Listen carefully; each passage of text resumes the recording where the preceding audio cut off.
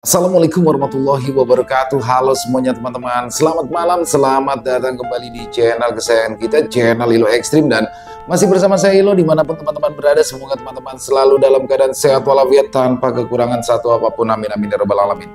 Pada kesempatan yang baik ini saya akan membawakan satu kisah dari Bu Neneng Dewi NS. Oh, ini kisah Miftah nih teman-teman ya.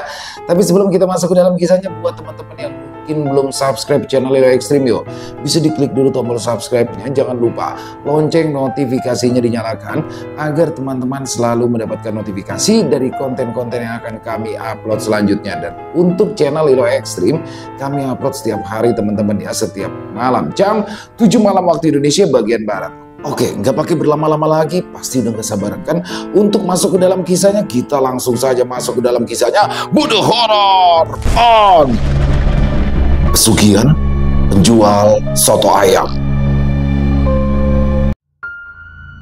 Hari itu, Miftah mendapat telepon dari Riko, teman sekampusnya, kalau Pak Hardi, dosen mereka tadi subuh, meninggal dunia. Riko mengajak Miftah dan juga teman-teman satu jurusan lainnya untuk datang melayat ke rumah duka. Tentu saja, Miftah langsung mengiyakan ajakan Riko. Ya, Pak Hardi adalah salah satu dosen yang dikenal baik kepada para mahasiswanya, termasuk kepada Miftah.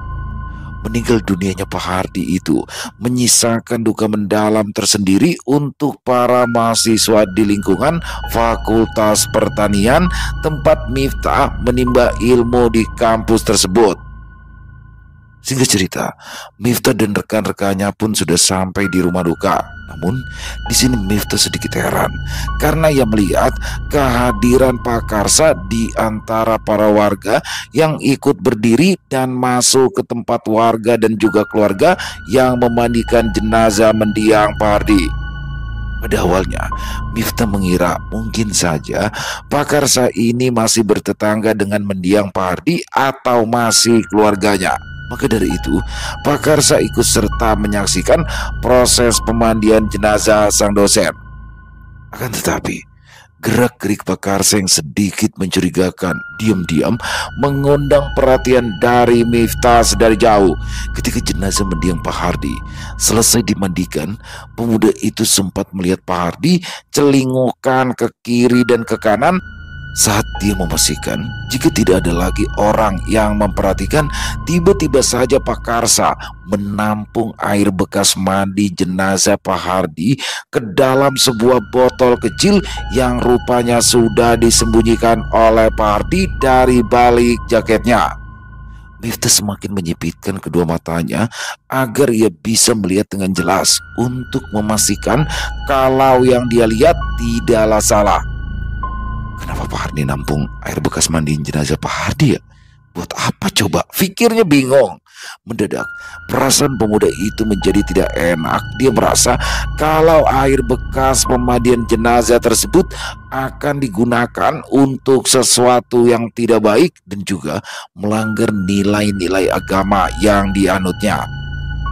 Miftah perlahan berjalan sedikit ke arah depan agar ia bisa melihat dengan jelas. Sampai akhirnya Miftah semakin dibuat terkejut saat mata batinnya melihat Pak Karsa yang badannya gemetar berubah ketakutan. Betapa tidak tepat setelah laki-laki itu hendak menutup botol kecil yang dibawanya jenazah Pak Hardi yang masih berada di atas tempat pemandian. Tiba-tiba saja tangan kirinya bergerak ke arah kepala Pak Karsa yang sedang berjongkok di samping jenazahnya. Lalu tangan kiri jenazah Pak Hardi itu tiba-tiba saja bergerak secara perlahan dan menjambak rambut Pak Karsa. Saking kagetnya, tangan Pak Karsa malah ikut gemetar dan mulai dilanda rasa takut. Apalagi jembakan tangan sang jenazah terasa begitu kuat mencengkram rambutnya sehingga membuat Pak Karsa jadi semakin ciut nyalinya.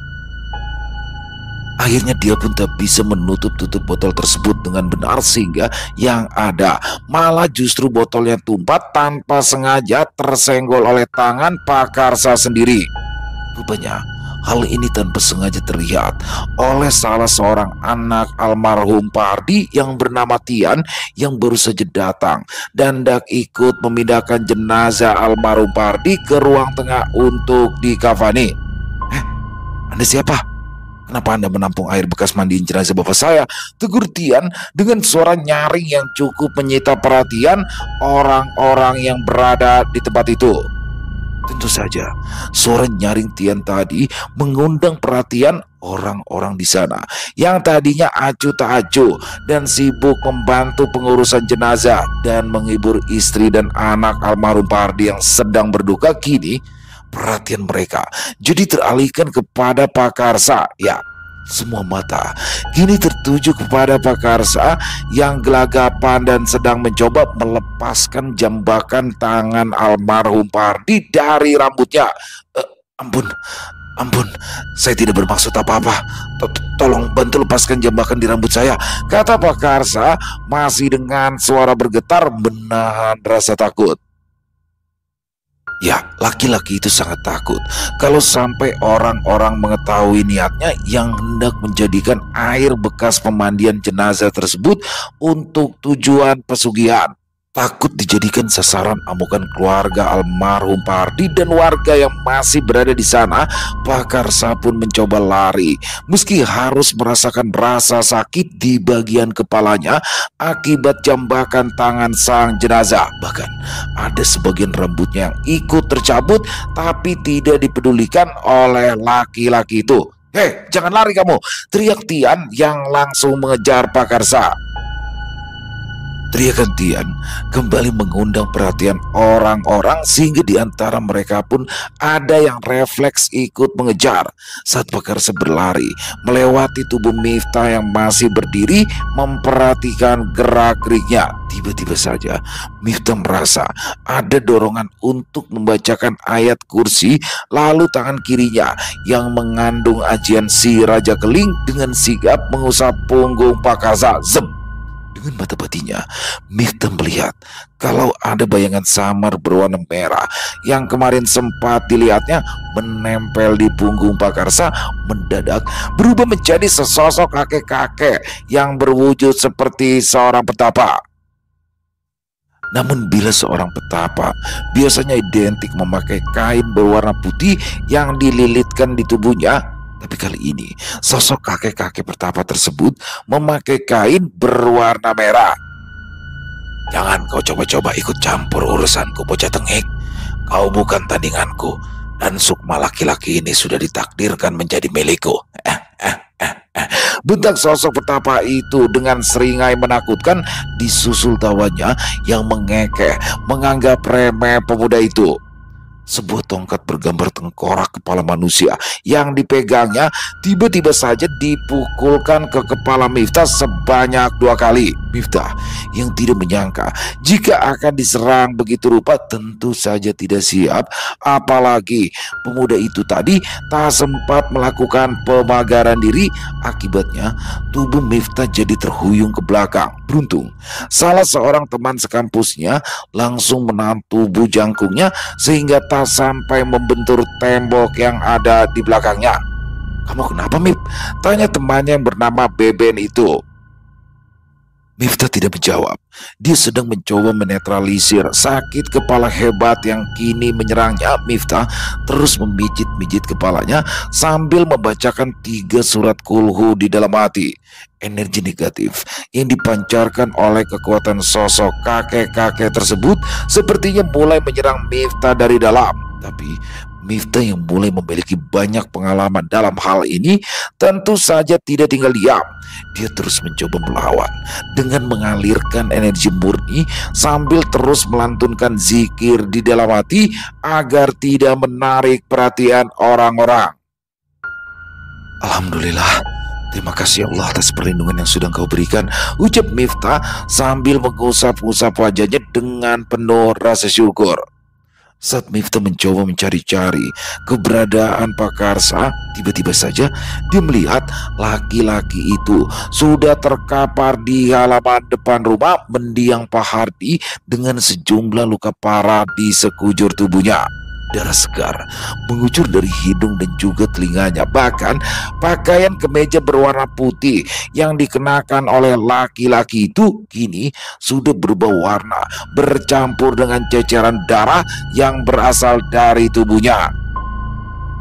Rupanya warga dan pihak keluarga almarhum Pak Hardi yang akhirnya tahu kalau air bekas pemandian jenazahnya hendak disalahgunakan oleh Pak Karsa untuk kepentingan klinik tanpa ampun. Mereka langsung menghakimi laki-laki itu secara beramai-ramai hingga membuat Pak Karsa sampai sekarat. Mita sendiri masih fokus pada sosok petapa berpakaian merah. Sosok tersebut saat itu malah tampak ikut memukuli tubuh Pak Karsa yang sudah tidak berdaya dengan tongkatnya. Dia sepertinya tidak peduli, meski saat itu bisa dikatakan kondisi Pak Karsa sendiri hampir meregang nyawa. "Kek, hentikan aksimu, Kek. Kenapa kamu malah mukulin Pak Karsa yang sedang sekarat ini?" kata Miftah dengan memakai bahasa batin. Tetapi sosok itu malah tertawa mengekeh. "Jangan jadi pahlawan kesiangan kau bocah tengik. Sukma laki-laki ini akan segera aku bawa ke alamku untuk dijadikan budak." Lalu sosok itu terlihat seperti sedang mencabut paksa sesuatu dari atas ubun-ubun Pak Karsa. Tampak sebuah bayangan halus berwarna putih yang wajahnya persis dengan wajah Pak Karsa langsung tercabut dari tubuh laki-laki itu. Kemudian hendak diambil paksa oleh sosok itu. Tentu saja Miftah tak ingin tinggal diam. "Kek, kembalikan Sukma laki-laki itu. Kamu tidak berhak untuk mengambilnya," bentak Miftah dengan gesit langsung melompat ke arah sosok itu. Tapi sayang, sosok betapa tersebut sudah lebih dulu menghilang di sebuah lorong waktu yang mendadak muncul di tengah kerumunan orang-orang. Miftah geram karena ia gagal mengejar sosok petapa tersebut, tapi dia bertekad hendak mencoba membawa kembali Sukma dari Pak Karsa. "Berikan saya petunjukmu ya Allah," bisiknya. Lalu Miftah pun ikut membantu warga yang hendak membawa Pak Karsa ke rumah sakit. Budini yang diberitahu perihal Pak Karsa tak kuasa menahan tangisnya. Betapa tidak, Firda saja masih belum sembuh dari penyakitnya. Bahkan setelah Ustadz Rahman mundur tak lagi melanjutkan niatnya untuk membantu Firda, Budini sempat meminta bantuan orang pintar yang bernama Ki Kusumo. Tapi kata Ki Kusumo yang ia mintai pertolongan Firda memang sudah menjadi target untuk ditumbalkan. Hal yang sudah lebih dulu disampaikan oleh Ustadz Rahman.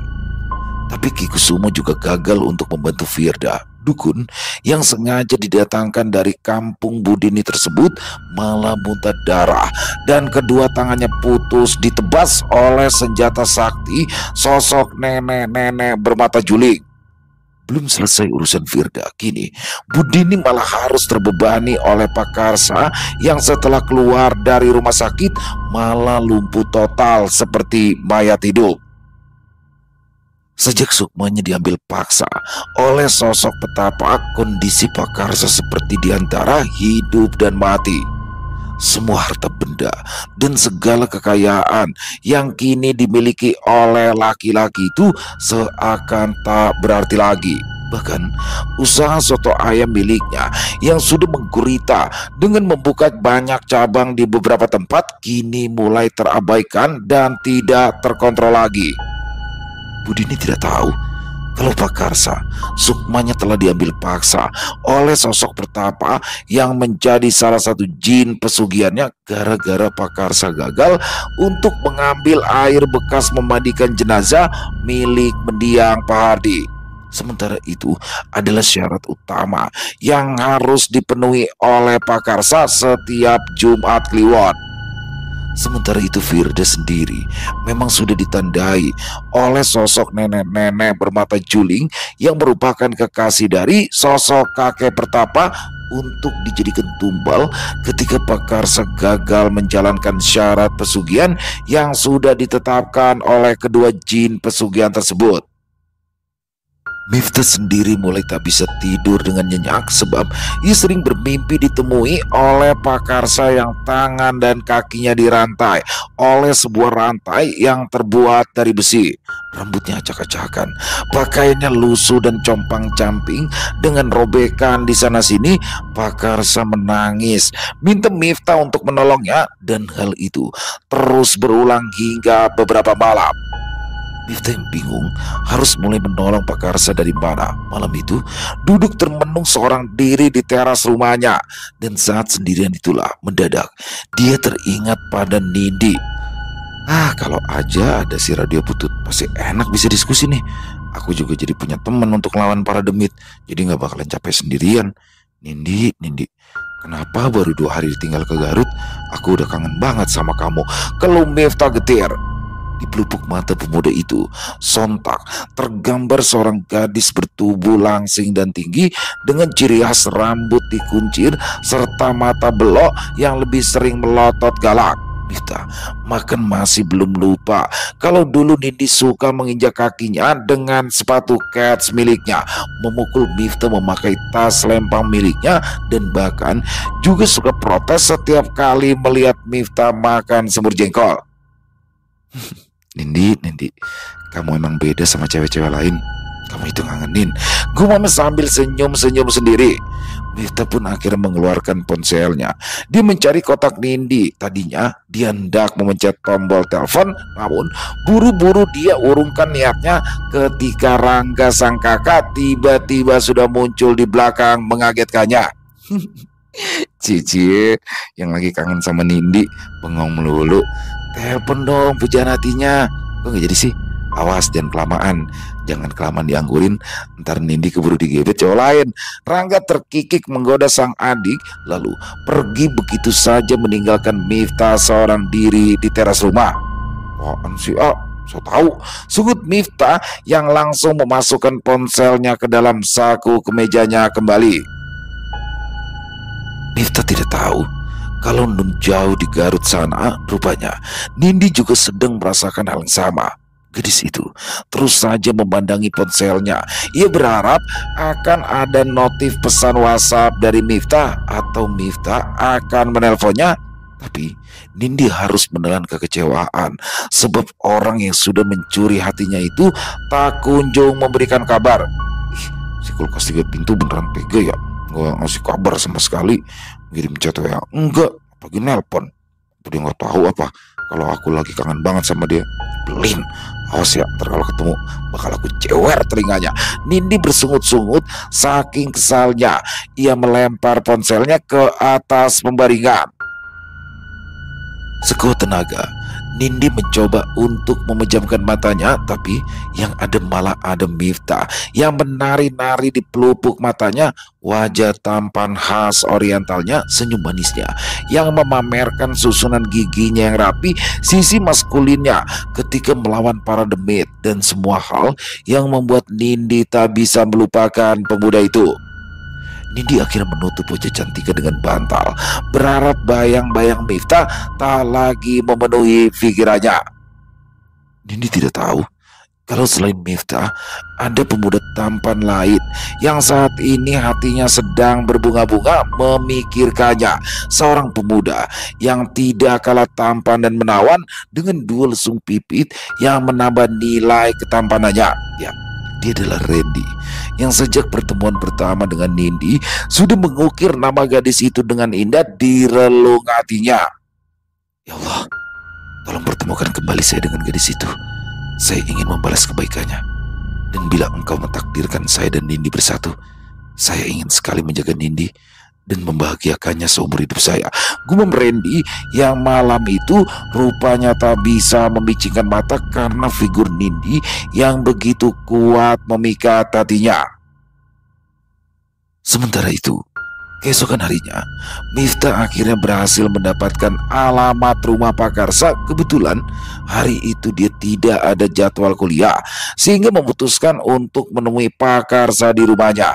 Akan tetapi Baru saja Miftah melangkah menuju pintu gerbang, tiba-tiba saja dia sudah disambut oleh sebuah pukulan keras yang menghantam telak ke arah dagunya, sehingga dagu Miftah jadi terluka dan mengucurkan darah. Disusul kemunculan sesosok nenek-nenek bermata juling yang melayang menyambutnya.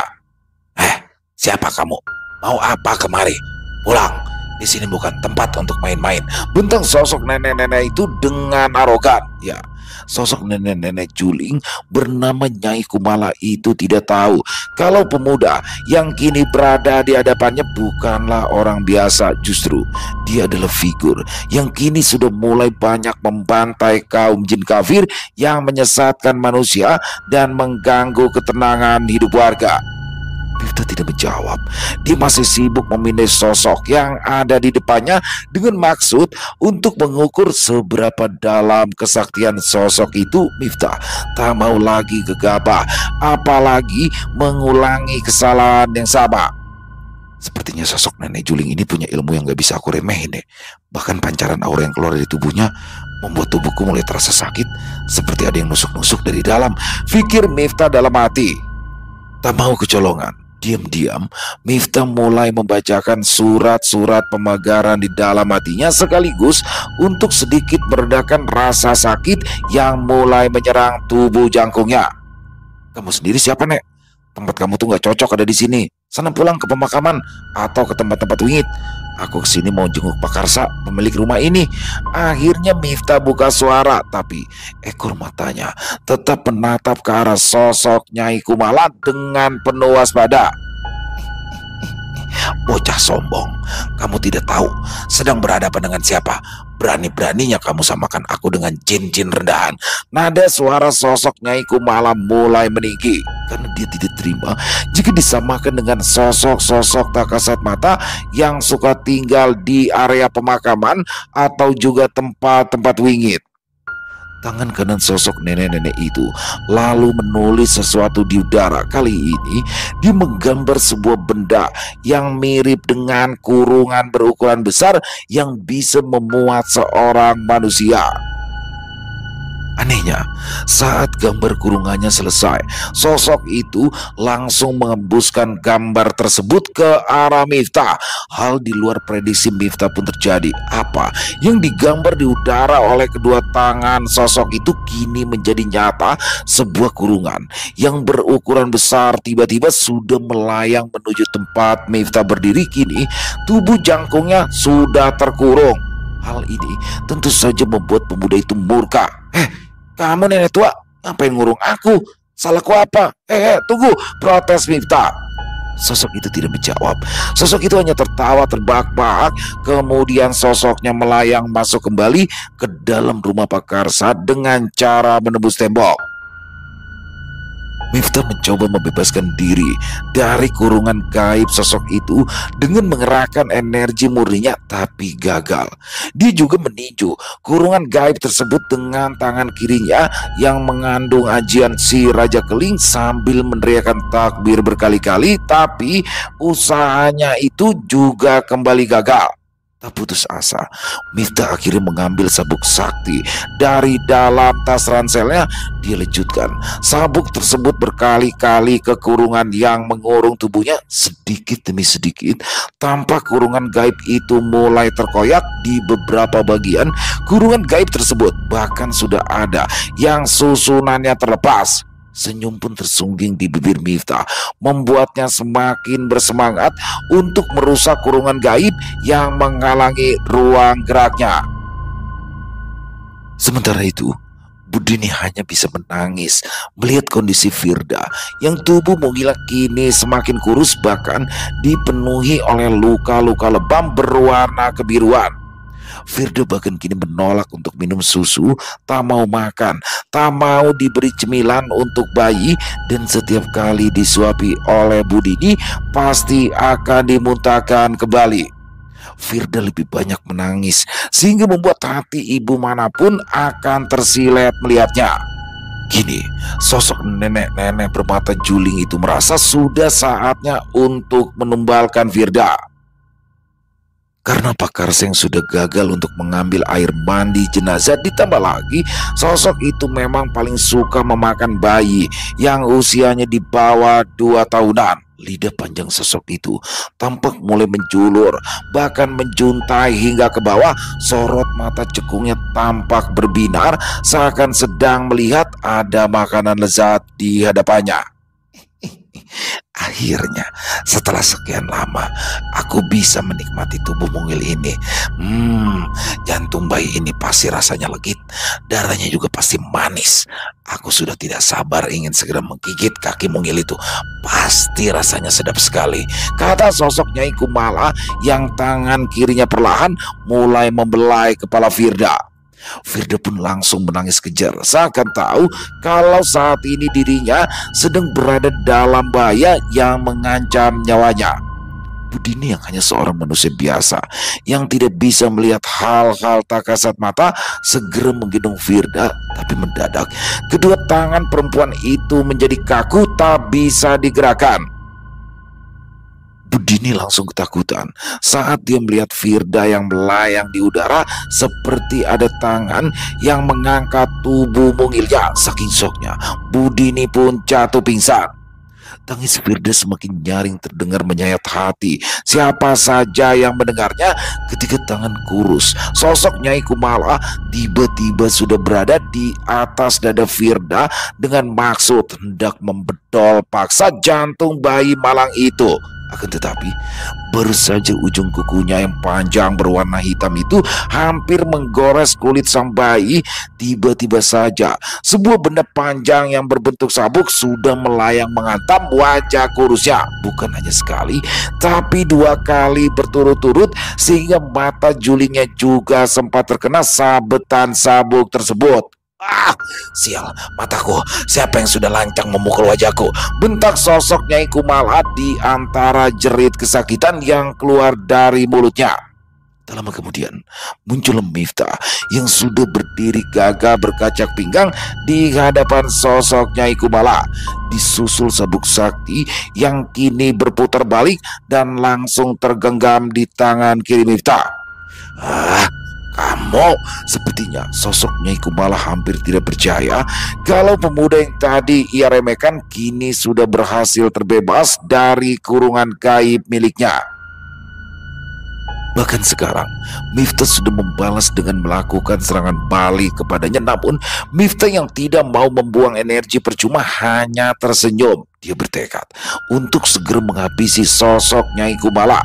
Saat Nyai Kumala kembali mengangkat tangan kanannya untuk menggambar di udara, Miftah yang sudah memprediksi gerakan lawan spontan melompat, lalu ia melejutkan sabuk saktinya berkali-kali secara bergantian ke tangan kanan dan kiri sosok itu. Ceras, ceras, terdengar suara benda yang terpotong benda tajam, disusul suara rang kesakitan yang keluar dari mulut sosok Nyai Kumala, disusul terpotongnya kedua tangan sosok itu. Kini, kedua tangan yang selama ini dijadikan andalan untuk menggambar sesuatu yang bisa berwujud nyata, akhirnya terpotong sebatas lengan. Tanganku, tidak! Sosok itu menangis histeris. Miftah tak ingin membuang kesempatan dan waktu. Kini, tangan kirinya yang mengandung ajian si Raja Keling, dia bacakan surah-surah ruqyah, kemudian tinju pemuda itu berkali-kali menghantam dada, perut, dan wajah sosok Nyai Kumala. Akibatnya, sosok nenek-nenek berhati bengis itu pun akhirnya tumbang di tangan Miftah. Perlahan, sosoknya berubah menjadi kepulan asap, disusul terdengarnya lolongan kesakitan yang awalnya terdengar begitu nyaring, tapi semakin lama mulai menghilang seiring menghilangnya kepulan asap tersebut di hembus angin. Alhamdulillah, terima kasih ya Allah atas segala pertolonganmu, ucap Miftah sambil bernafas lega. Perlahan, Miftah berjalan menghampiri Budini yang masih pingsan di samping box bayi tempat Firda terbaring. Miftah merasa terenyuh melihat Firda yang masih belum berhenti menangis. Perlahan, Miftah menggendong bayi mungil itu. Kasihan sekali kamu, Dek. Masih bayi tapi malah harus jadi tumbal pesugihan. Bismillah, Miftah mengusap pelan ubun-ubun Firda sambil membacakan ayat kursi dan menimang-nimang tubuh mungil bayi tersebut. Tak lama kemudian, tangis Firda pun mulai reda. Kemudian, dia pun tertidur dalam gendongan Miftah. Miftah tersenyum. Tak lama, Budini terbangun kaget melihat kehadiran Miftah. Ya, Miftah terpaksa berbohong kalau dia adalah tamu yang ingin bertemu dengan Pak Karsa. Tapi saat dia datang, dia malah melihat Firda yang menangis dan Budini yang pingsan. Budini berterima kasih karena Miftah sudah membantunya untuk menenangkan Firda. Lalu perempuan itu setelah menyelimuti tubuh Firda mengajak Miftah untuk menemui Pak Karsa di dalam kamarnya yang kebetulan berada tak jauh dari kamar Firda. Lalu Budini pun meninggalkan Miftah seorang diri di kamar Pak Karsa karena ia khawatir kalau Firda akan bangun. Miftah yang mulai peka akan aura sebuah tempat dan aura seseorang mulai merasakan aura yang tak biasa di kamar Pak Karsa. Hatinya ikut terenyuh melihat Pak Karsa yang hanya bisa terbaring lemah tak berdaya. Akan tetapi tatapan Miftah justru tertuju pada sosok kakek-kakek pertapa yang kemarin dia lihat mengambil paksa sukma dari Pak Karsa. Sosok itu menatap tajam ke arah Miftah. Hebat juga kamu bocah, karena bisa masuk ke dalam rumah ini dan menghabisiku malak kekasihku. Tapi jangan harap kamu akan menang kali ini, karena aku akan menghabisimu dan memasung sukma kamu di lewang sancang. Tanpa ampun, sosok kakek-kakek pertapa bernama Ki Kulon itu langsung melemparkan tongkat bergambar tengkorak kepala manusia yang dipegangnya ke arah kepala Miftah. Untunglah Miftah masih bisa mengelak. Kesal serangan perdananya gagal, sosok Ki Kulon terbang melayang ke arah Miftah dan mengeluarkan sebuah cangklong dari balik kain merah yang membalut tubuh kurusnya.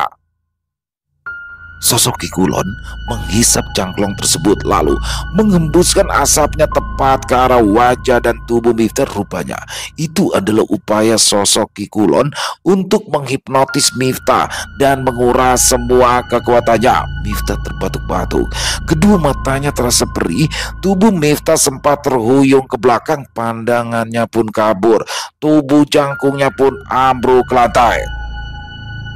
Sosok Ki Kulon tersenyum lebar. Dia mengangkat tinggi-tinggi ke atas tongkatnya sambil berkomat kamit membacakan mantra dengan maksud hendak menghancurkan jantung Miftah. Mampus kamu bocah so jagoan, tawa Ki Kulon terdengar memecahkan keningan. Tapi hal yang terjadi sungguh di luar dugaan. Mendadak keluar sinar yang sangat menyilaukan dari tubuh Miftah. Akibatnya sosok Ki Kulon langsung terlempar ke belakang dan sosoknya langsung membentur tembok. Tapi dengan cepat sosok itu kembali terbang melayang ke arah tubuh Miftah yang masih terbaring di lantai. Kali ini sosok Ki Kulon mengambil benda yang mirip dengan tusuk konde yang menggelung rambut panjangnya, kemudian hendak ia hujamkan ke jantung Miftah.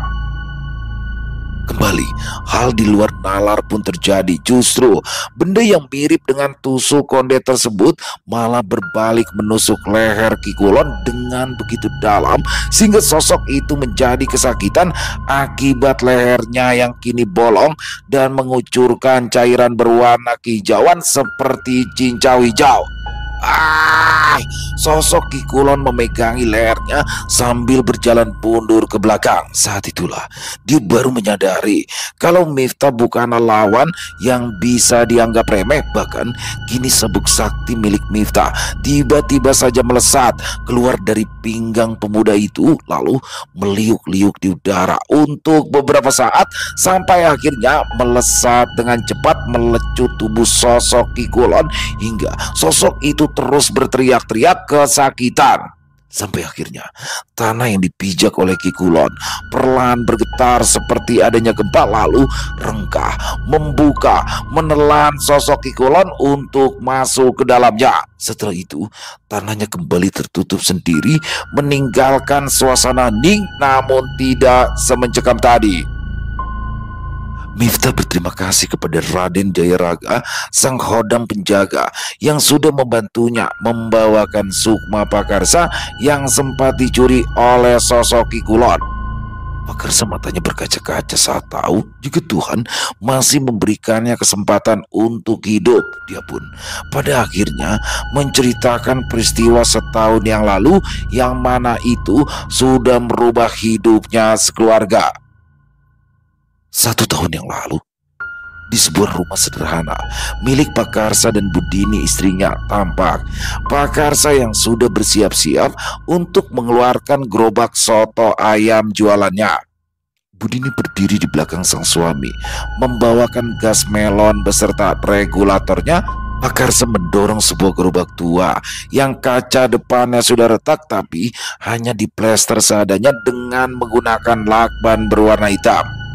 Gerobaknya juga tampak sudah tidak layak untuk dipakai sebab catnya juga sudah mengelupas di sana sini, belum lagi roda depannya juga sudah mulai aus. Namun Pakarsa belum memiliki uang untuk membeli ban baru, mengecat ulang gerobak dan juga mengganti kaca yang retak.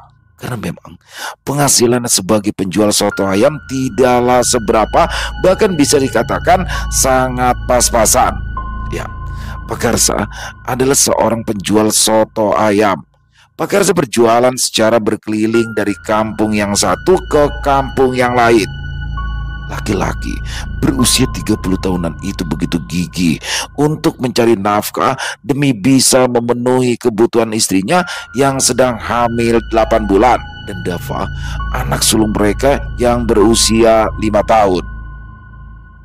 Lebih kurang 1 bulan lagi, kedua pasangan suami istri itu sedang menunggu kelahiran bayi kedua mereka, sesuatu yang sangat membahagiakan untuk Pakarsa dan Budini.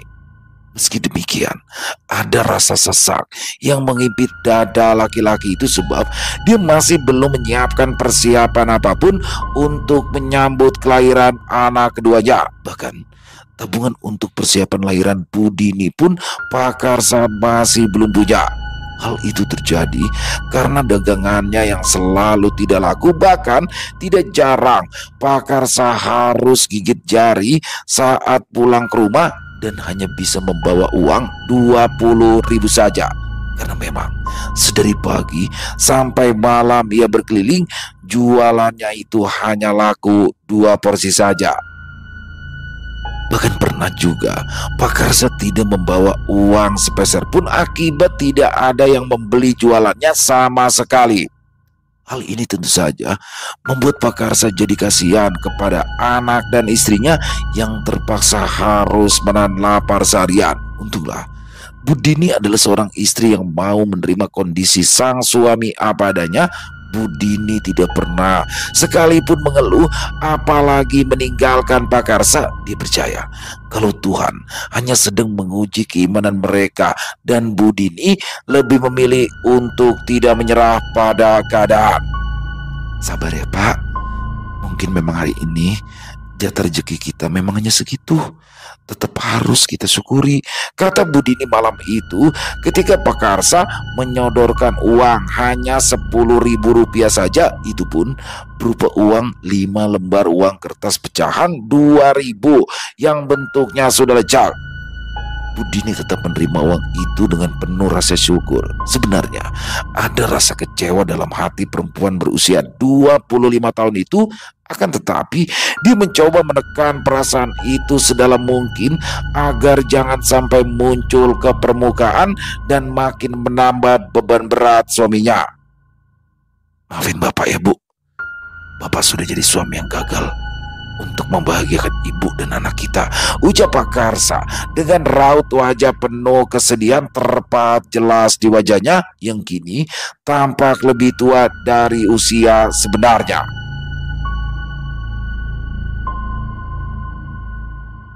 Selesai. Wow, luar biasa kisah dari Bu Neneng Dewi NS, kisah Miftah. Waduh, Miftah ini nih ya kepikiran sama Nindi ya, karena Nindinya sedang berada di Garut. Dia berpikiran kalau misalkan ada Nindi seru nih bakalan ngelawan demit itu bareng-bareng.